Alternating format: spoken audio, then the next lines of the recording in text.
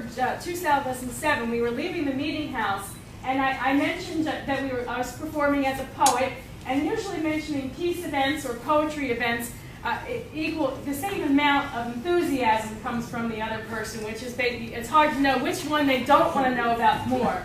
But Max lit up. It's quite odd for that as a poet. Matt lit up and agreed to come out at a very late night on a Saturday night to see me perform at a dirty little coffee house near art students. And she had no reaction whatsoever that most people have to this place. She just came in and flowed with the place and really enjoyed herself. And as we finished, she said, "Oh, you have to do this at the meeting house. One male, one female poet."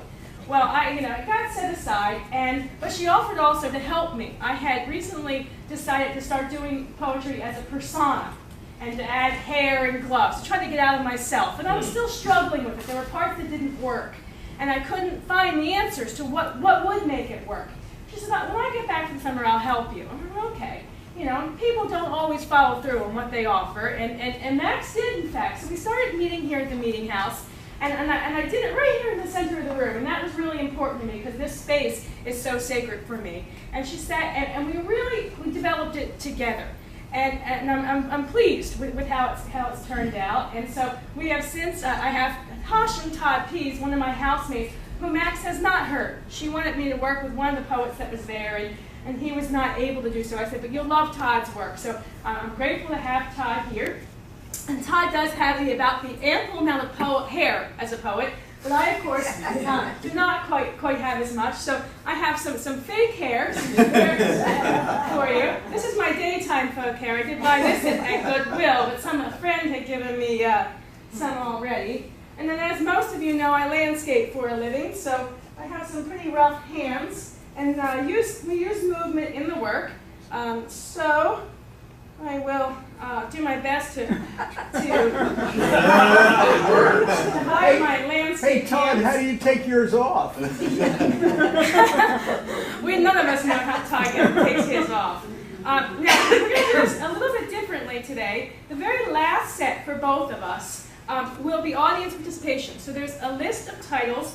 And what we'll do is go for exactly 5 minutes, and you'll get to choose which ones you do. My set's on the one page, and then Todd Hashem pieces on the other side. And for mine, most of my pieces are to memory. You may pick a piece that I don't know. This is a new procedure for me. But the very first set I'm going to do is the set that Max actually coached or directed me in, with one edition. It has the edition of a poem inspired by Dave Beckham. It's in the first section of poetry, which it could be in the personal section, but it's such a wonderful piece that that's where it is. Okay.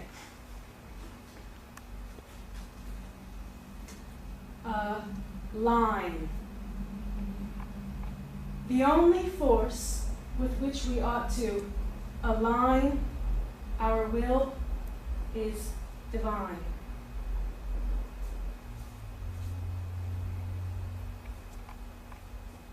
XS.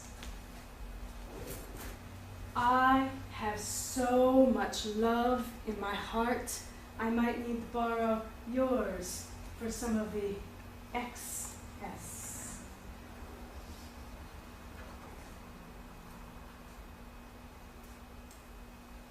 Light Ed. Peace.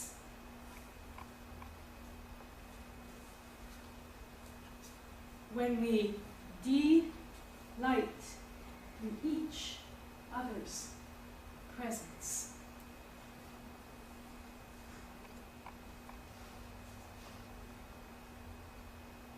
Knowledge. There is no ledge from which to fall. What Yahweh knows may overflow for all.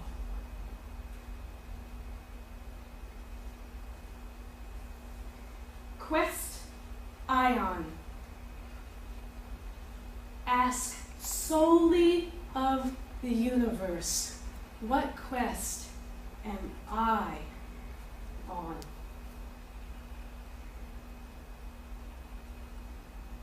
Insight. The answer is within. Create it by our sight.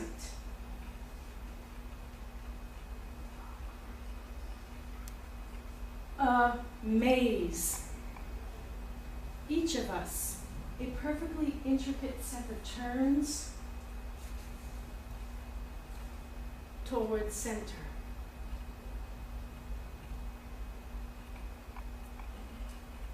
Excuse. If I have failed to be my highest self, even in relation to some other's inadequacy, I am not excusable. Forgivable, of course, especially if I ask.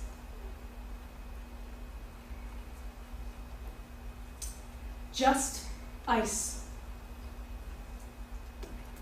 Blindfolded, she is forged forward through what is frozen in us.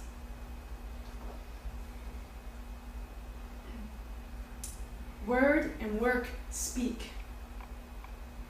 When all is said and done, I want to have done more than said.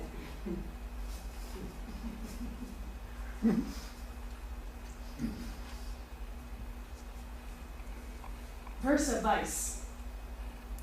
I am having the life of my time.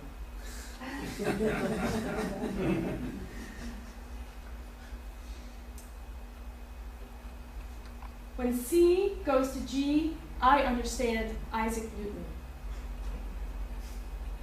If my soul had the power, it would churn these owl feathers into a tiny tornado that could traverse the distance between my garage and where bombs hit ground.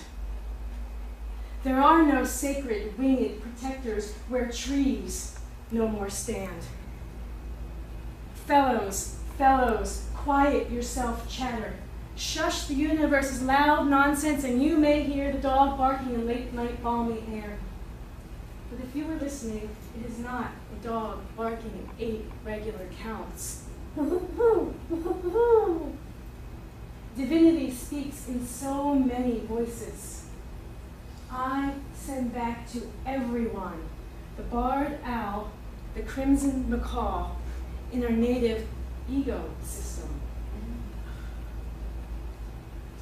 This is the one inspired by Dave Bechtel, who had us do a Louisiana-style memorial service here at the meeting house. When the saints come marching in, to be in their number, one might let go of the physical form, regardless of height and girth, be free of the body as before birth, but better to ally oneself while still on the earth. My counter poet, Hashem.